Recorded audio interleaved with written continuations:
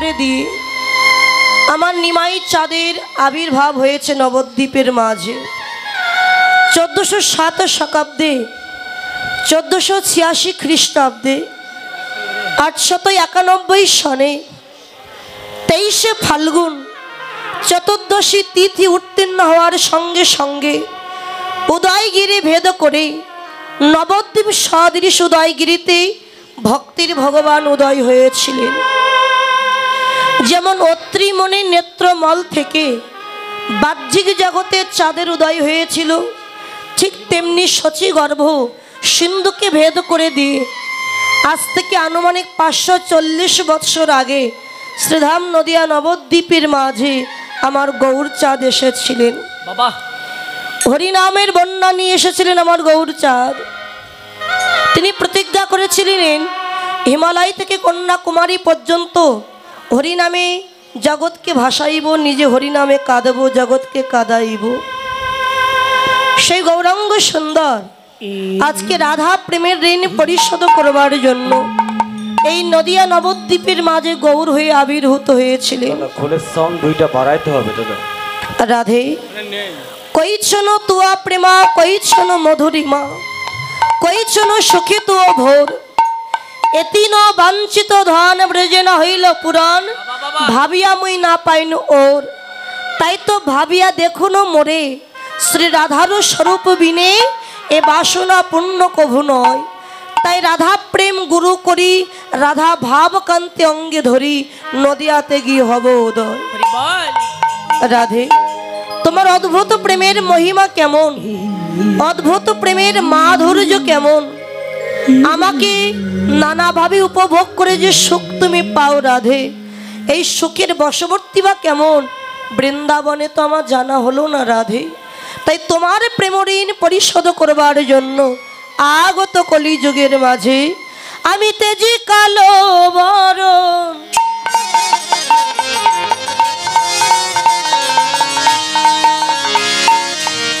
ওগো করিব ধার,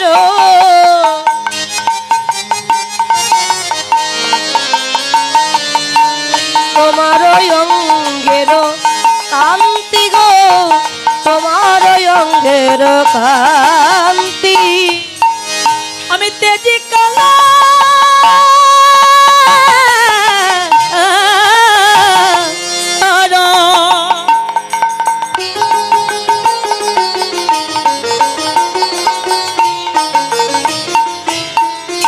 আমি করিব ধারণা,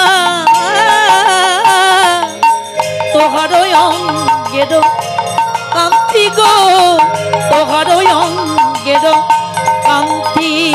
আর তব নাম লইয়া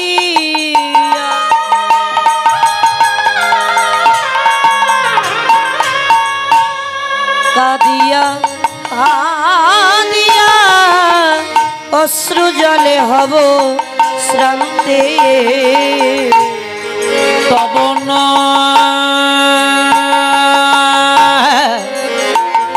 নাম লইয়া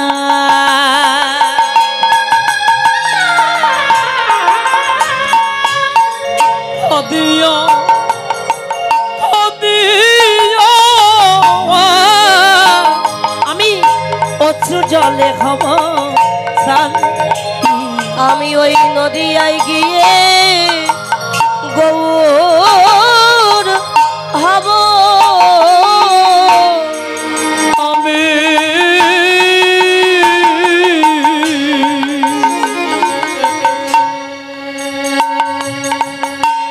আমি নদিয়া নদিয়া গিয়ে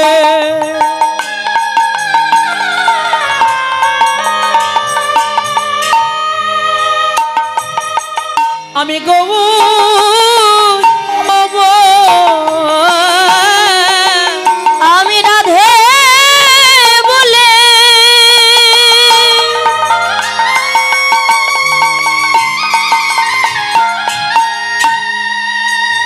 আমি রাধে বলে আমি কেঁদে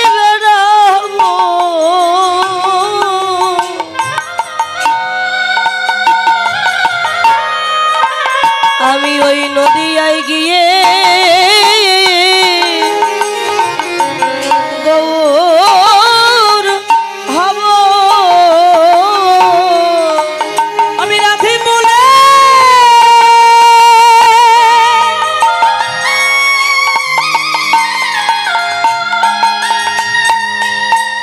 আমি রাধে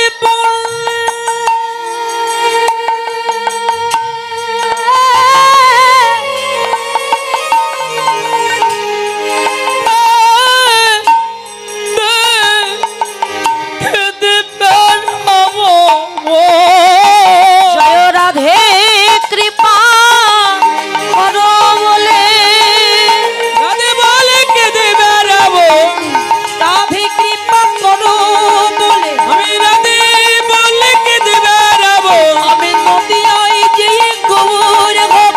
রাধে বলে কেঁদে বেড়াবো, আমি হরি হরি হরি বলে রাধে বলে কেঁদে বেড়াবো, হরি হরি হরি বলে রাধে বলে কেঁদে বেড়াবো, নদিয়ায় যেয়ে গৌর হব। অশ্রু জলে হব শান্তি গো, অশ্রু জলে হব শান্তি। মা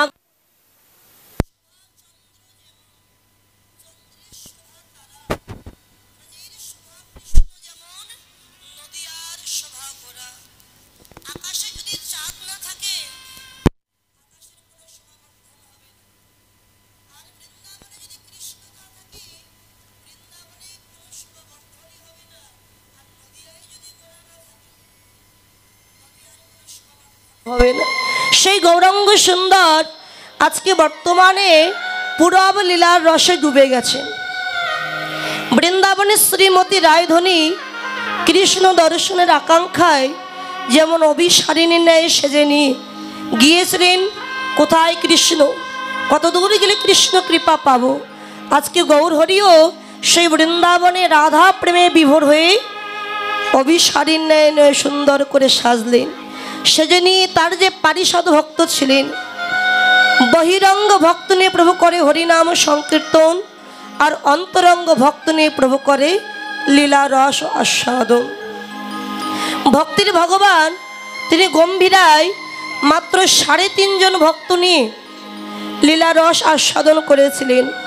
ব্রহ্ম গায়ত্রী না থাকবার কারণে মাধবী দেবী ছিলেন অর্ধেকটা, তাহলে 3.5 জন ভক্ত নিয়ে তিনি লীলা রস আস্বাদন করেছিলেন। আমার গৌরাঙ্গ সুন্দর, তো সেই গৌরাঙ্গ সুন্দর আজকে পুরব লীলাকে অনুসরণ করে বৃন্দাবনের রসে বিভোর হয়ে কৃষ্ণ পাওয়ার আকাঙ্ক্ষায় নয়নের জলে বুক ভাসিয়ে কাঁদছেন। দেখুন, যে ভগবানকে পাওয়ার জন্য ভক্ত কাঁদে, সেই ভগবান আজকে কাঁদছে ভক্তকে পাওয়ার জন্য। ভগবান কাঁদছে কেননা ভগবান বললেন, ভক্ত আমার মাতা পিতা, ভক্ত আমার গুরু।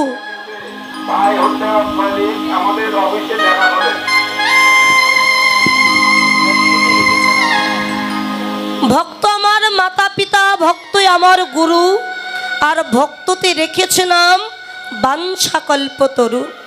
ভক্ত যদি খাওয়াই মরে তবেই আমি খাই, আর ভক্ত না খাওয়ালে যে আমি উপবাস যাই। আমার ভক্তের হাতে প্রেমের ডুরি, ভক্ত আমায় যেদিকেই ঘোরায় আমি তো সেই দিকেই ঘুরি। এই ভক্তের জন্য ভগবান ক্ষীর চুরি করেছিলেন। ওই যে যমুনার গোপীনাথ মাধবেন্দ্র পুরী মহারাজের জন্য ক্ষীর চুরি করে রেখে দিয়েছিলেন। এই ভক্তের জন্য ভগবান ভক্তের ঘরের দুয়ারের দাঁড়ি হয়েছিলেন।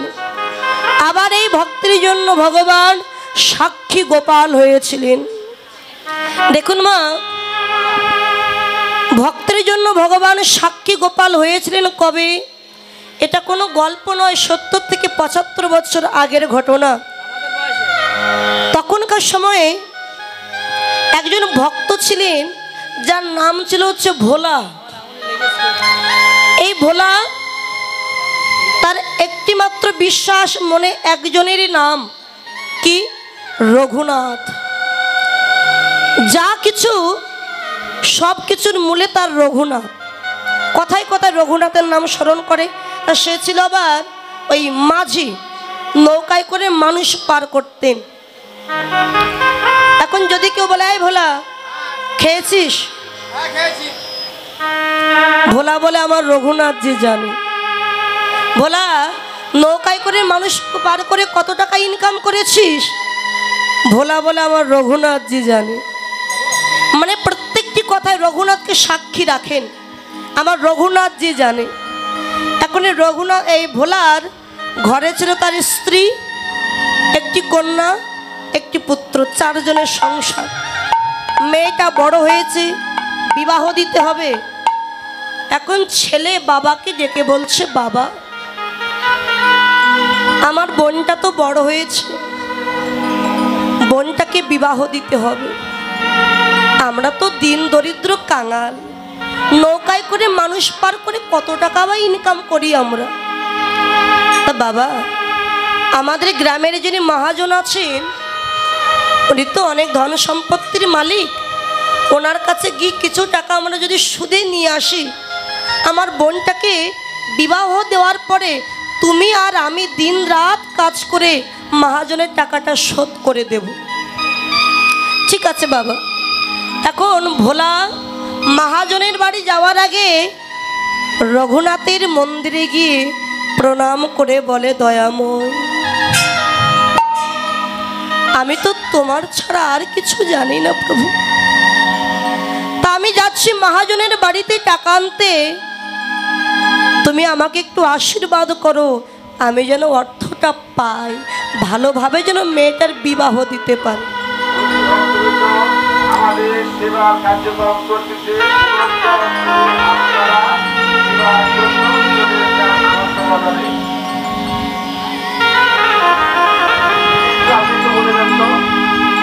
যারা যারা প্রসাদ পাবেন, এখনো অভুক্ত আছেন, দয়া করে গিয়ে আপনারা প্রসাদ সেবা করে আসেন। যারা অভুক্ত আছেন, দয়া করে গিয়ে আপনারা প্রসাদ সেবা করে আসবেন। জয় রাধে। রঘুনাথের মন্দিরে প্রণাম করে ভোলা গেছে মহাজনের বাড়িতে। মহাজন ডেকে বলেন, কিরে ভোলা, হঠাৎ আমার বাড়িতে এসেছিস? বাবু, আমি কিছু অর্থ পাওয়ার জন্য এসেছি, মেয়ের বিবাহ দেব তো। ও, তা কত টাকা চাই তোর? বাবু, আমার 800 টাকা হলে হবে। তখনকার সময় বাবা 800 টাকার অনেক দাম, 70 থেকে 75 বছর আগের ঘটনা। তা উত্তর ভারতে তো বলছে 800 টাকা হলে হবে। ঠিক আছে, 800 টাকা দিয়েছে। টাকাটা নিয়ে রঘুনাথের মন্দিরে প্রণাম করে বলে, প্রভু তোমার আশীর্বাদে আমি টাকাটা পেয়েছি প্রভু, এবার আমার মেয়েটাকে বিবাহ দিতে পারলেই আমি বাঁচি। মেয়ে বিবাহ দিয়েছে, শ্বশুর বাড়ি চলে গেছে। ভোলা এবং তার ছেলে দিন রাত কাজ করে 800 টাকা সুদ সমেত জোগাড় করে ফেলেছে। তো টাকাটা নিয়ে মহাজনের বাড়িতে যাওয়ার আগে রঘুনাথের মন্দিরে প্রণাম করেছে, দয়াময়, তোমার কৃপায় আমি দিন রাত পরিশ্রম করে টাকাটা আমি জোগাড় করে ফেলেছি। আমি চললাম এই মহাজনের বাড়িতে টাকাটা দিতে, তুমি আমাকে আশীর্বাদ করো। মানে তার প্রত্যেকটি কথায় রঘুনাথকে সে সাক্ষী রাখে। মহাজনের বাড়িতে গেছে, মহাজন টাকাটা পেয়েছে। সুদ সমেত টাকাটা পাওয়ার পরে একটি খাতায় লিখে দিয়েছে যে আমি আমার টাকা সুদ সমেত ফেরত পেলাম। লিখে দিয়ে বলছে, আই ভোলা, নিচে তোর নামটা লিখে দে। ভোলা বলে, বাবু আমি তো লেখাপড়া জানি না, তো এই কাগজে কি লেখা আছে বাবু? ভোলা, ওতে লেখা আছে আমি আমার টাকা সুদ সমেত ফেরত পেলাম। তুই নাম লিখতে পারবি না? না, আমি তো লেখাপড়া জানি না, নাম লিখতে পারবো না, তবে টিপ দিতে পারি। যেই কথাটা বলেছে, মহাজনের মাথায় বদ বুদ্ধি প্রবেশ করেছে। চিন্তা করেছে, ও তো মূর্খ, লেখাপড়া জানে না, এখন আমি যদি ওকে ঠকিয়ে দেই ও কিছু বুঝতেও পারবে না। তাই ভোলা, ওই টেবিলের উপরে জলের বোতল আছে, যা তো নিয়ে আয় তো দেখি। ভোলা গেছে জল আনতে, আর মহাজন কি করলেন, ওই কাগজটি একটি ফাইলের মধ্যে লুকিয়ে রেখে আরেকটি সাদা কাগজে কোনো রকম নকশা করে ভোলাকে দিয়ে বলছে, এই নে তোর কাগজ নিয়ে তুই বাড়ি চলে যা। সে তো লেখাপড়া জানে না, বুঝতেও পারিনি। যেই না বাড়ি চলে গেছে, কিছুদিন পরে মহাজন ভোলার নামে কোর্টে মামলা করে দিয়েছে যে আমার কাছ থেকে অর্থ নিয়েছিল কিন্তু ফেরত দেয়নি। যেই ভোলার ডাক এসেছে, ভোলা তো পাগল হয়ে গেছে, গরিব মানুষ বাবা, 800 টাকা সে অনেক দাম, অনেক মূল্য তখনকার সময়। ছুটে গিয়ে রঘুনাথের মন্দিরে পড়েছে। দয়াময়, কেউ জানো কার নাই বা জানো, তুমি তো জানো প্রভু, কত কষ্ট করে আমি টাকাটা জোগাড় করে দিয়েছি, তবে মহাজন আমার নামে কেন মামলা করে দিল প্রভু।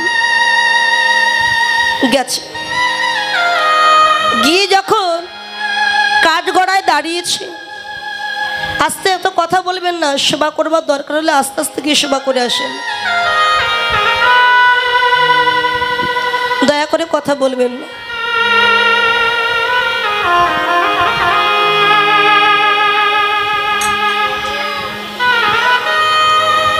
আস্তে আস্তে আস্তে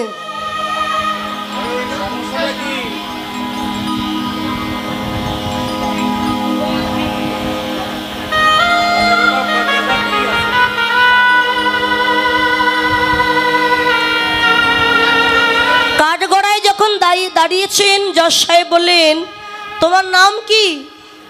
আগে আমার নাম ভোলা। তুমি কি ওনাকে চেনো? হ্যাঁ, উনি তো মহাজন। আর তুমি কি ওনার কাছ থেকে অর্থ নিয়েছিলে? হ্যাঁ। কত নিয়েছিলে? 800 টাকা। তুমি কি তোমার টাকা শোধ করে দিয়েছো? বলে হ্যাঁ, টাকা শোধ করে দিয়েছি। তুমি যে টাকা শোধ করে দিয়েছো, তোমার সাক্ষীকে? বলে টাকা শোধ করে দিয়েছি সেটা আমি জানি, আর আমার রঘুনাথজি জানে। জজ সাহেব চিন্তা করলেন, রঘুনাথ নামে, এই রঘুনাথ নামে কোনো মানুষ কিংবা তার পরিচিত কেউ বোধহয় সেখানে ছিল। এখন আরেকটি কাগজে ওই রঘুনাথের নামে একটা চিঠি লিখে পাঠিয়েছে। সামনের দিনে, সামনের মামলায় ওই রঘুনাথকে সাক্ষী হিসেবে ডাকা হয়েছে। এখন বাবা, পরের দিন যখন আবার ডাকা হয়েছে, কোর্টের একজন কর্মচারী কাগজটা নিয়ে গেছে ভোলার গ্রামে কাগজটা দেওয়ার জন্য। সারা গ্রাম ঘুরেছে, কিন্তু রঘুনাথের বাড়ি আর পেল না। যখন বিকাল হয়ে গেছে, দেখতে পেল রাস্তার ধারে বিশাল বড় একটা মন্দির, আর পুরোহিত দাঁড়িয়ে আছে। তা কোর্টের এই কর্মচারী গিয়ে পুরোহিতকে ডেকে বলছে, আচ্ছা বলতে পারেন এখানে রঘুনাথের বাড়ি কোথায়? পুরোহিত বলে, দেখো বাবা, রঘুনাথ বলে তো এই গ্রামে থাকে না, কেউ থাকে না, তবে রঘুনাথের মন্দির আছে, এটাই হলো সেই রঘুনাথের মন্দির। কর্মচারী চিন্তা করছে, রঘুনাথকে তো পেলাম না, আর এই কাগজ নিয়ে যদি আমি ফিরে যাই, জজ সাহেব আমাকে খুব বকাবকি করবে, তার চাইতে বরং কাগজটাই এই রঘুনাথের মন্দিরে দিয়ে আমি চলে যাই। এই যে পুরোহিত, এই কাগজটা আপনি আপনার রঘুনাথকে একটু দিয়ে দেবেন। পুরোহিত সেই কাগজটা পড়ে দেখে, বাবা, ভোলার জন্য স্বয়ং রঘুনাথকে সাক্ষী হিসাবে ডাকা হয়েছে। কাগজটি নিয়ে রঘুনাথের কাছে গিয়ে বলে, দয়াময়, যে ভোলা তোমায় ছাড়া আর কিছুই জানে না, প্রত্যেকটি কথা তোমায় জানায়, তোমাকে সাক্ষী রাখে, আজ তোমাকে সাক্ষী হিসাবে কাঠগড়ায় যাওয়ার জন্য কাগজ পাঠিয়েছে, তোমাকে যে যেতে হবে। এদিকে ভোলা ছুটি এসে রঘুনাথের মন্দিরে প্রণাম করে বলছে, প্রভু আমি আগে গেলাম, তুমি পরে আসলেও হবে, সাক্ষী হিসাবে তুমি তো সাক্ষী, পরে আসলেও হবে, আমি আগে যাই। কতটা বিশ্বাস দেখুন, একটা পাথরের মূর্তি, সে যাবেন কিনা এই বিশ্বাস তার না। সে চিন্তা করছে আমি বলেছি যাবে, কিন্তু সে পাথর কি মাটি এটা দেখছে না, ভাবছে আমার কথাই সে যাবে।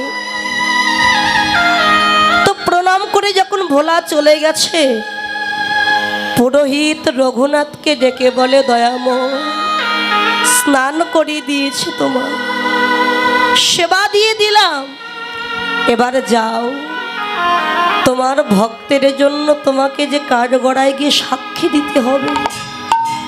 পাথরের মূর্তি থেকে রঘুনাথ বলে, পুরোহিত কি করে যাব আমি, আমি যে একটা পাথরের মূর্তি, আমি কি হাঁটতে পারবো, চলতে পারবো? পুরোহিত বলে, দয়াময়, পাথর হয়ে তুমি যদি কথা বলতে পারো, পাথর হয়ে কি তুমি চলতে পারবে না?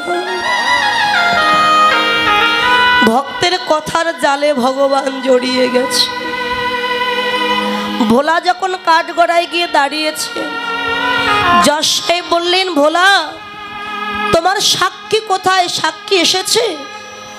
হ্যাঁ। কোথায় তোমার সাক্ষী? আমার সাক্ষী তাকে না ডাকলে যে কখনো কোনোদিনই সামনে আসে না। যশ সাহেবের অনুমতি পেয়ে কোটের পিয়ন বাহিরে দাঁড়িয়ে ডাক দিয়েছে, রঘুনাথজি হাজির হও, রঘুনাথজি হাজির হও। যেই তিনবার নাম ধরে ডেকেছে, সবাই দেখতে পেল ধুতি পরা একজন বৃদ্ধ লোক, চুলগুলো কোচকানো, কালো কুচকুচে অঙ্গের বড়, এক হাত দিয়ে ধুতি ধরে আর এক হাতে লাঠিটা নিয়ে ওই কাঠগড়ায় দাঁড়িয়ে বলছে, আমি হলাম রঘুনাথজি। ও তুমি রঘুনাথজি? হ্যাঁ, আমি হলাম রঘুনাথ। যশ সাহেব বললেন, আচ্ছা রঘুনাথ, ভোলা যে টাকাটা ফেরত দিয়েছিল তার প্রমাণ কি? তুমি তো ছিলে সেখানে, প্রমাণ কি? যশ সাহেব, আপনি মহাজনকে এখানে আটকে রেখে আপনার একজন কর্মচারীকে তার বাড়িতে পাঠিয়ে দিন, দেখবেন 312 নম্বর ফাইলের ভিতরে কাগজটা লুকিয়ে রেখেছে, যেখানে লেখা, আমি আমার টাকা সুদ সমেত ফেরত পেলাম।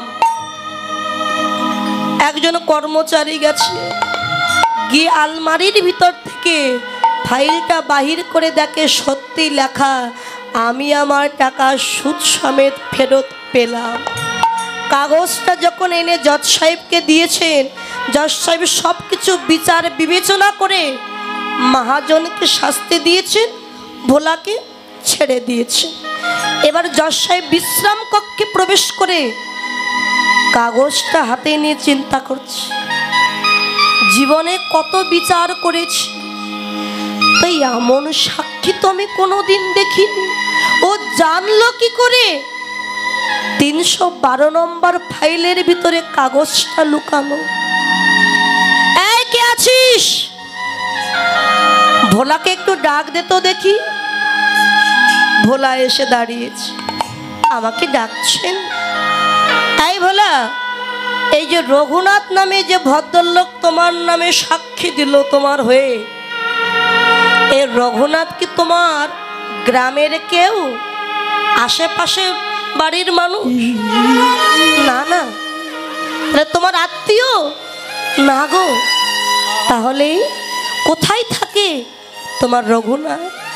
আমার রঘুনাথ, আমার রঘুনাথ তো মন্দিরে থাকে।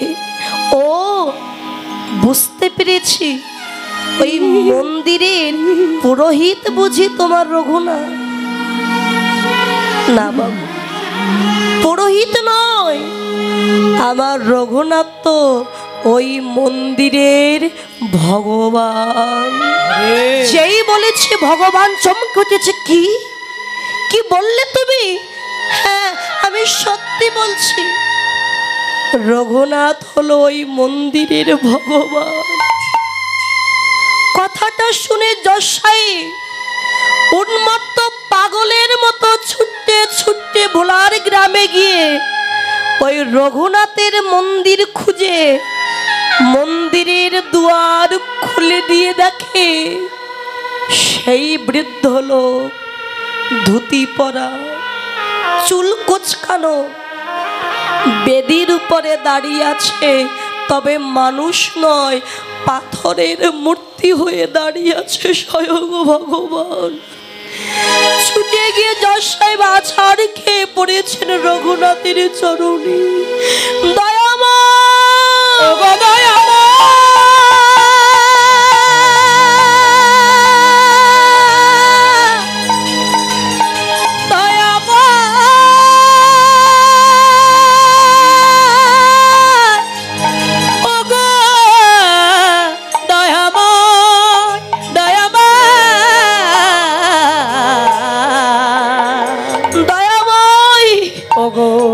আমি কত অপরাধ করেছি, আমি কত বড় অপরাধী যে কিনা সারা জগতের বিচার করে।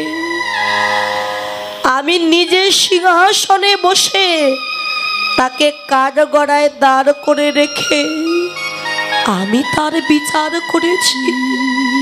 যে জগতের বিচার করে আমি সেই ভগবানের বিচার করেছি। দয়াময়, আমায় ক্ষমা করে দাও। ভোলা এসে দেখে রঘুনাথের চরণ জড়িয়ে ধরে যশ সাহেব কাঁদছে। যশ সাহেব, আপনি কাঁদছেন? ওরে ভোলা, না জানি তুই কত পুণ্য করেছিস রে, কোটি জন্ম সাধনা করে যে ভগবানের চরণ পাওয়া যায় না, সেই ভগবান আজকে সাক্ষী গোপাল রূপে তোর নামে কাঠগড়ায় দাঁড়িয়ে সাক্ষী দিয়েছে তুই যে পরম ভক্ত। তোর মতো এমন বিশ্বাস ভক্তি না হলে কোনোদিন ভগবানের কৃপা হয় না। ভোলা, আমার ভাগ্যে তো হলো না প্রভুর কৃপা, তুই তো পেয়েছিস রঘুনাথের কৃপা। সাধুগুরু বৈষ্ণবের বদনে শুনেছি যদি বৈষ্ণবের কৃপা হয় তাহলে নাকি ভগবানের কৃপা হয়। তুই তো পরম বৈষ্ণব, আমায় দে না কিঞ্চিত ভক্তি।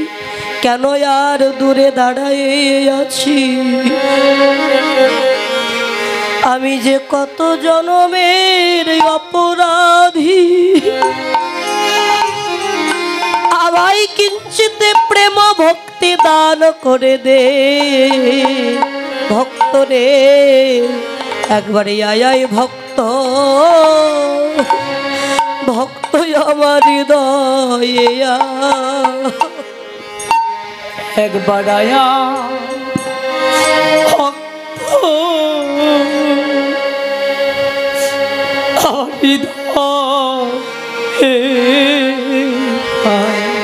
একবার আয় আয় ভক্ত আমার ভক্ত সঙ্গ করে এই জন্ম অন্য করি। একবার আয়া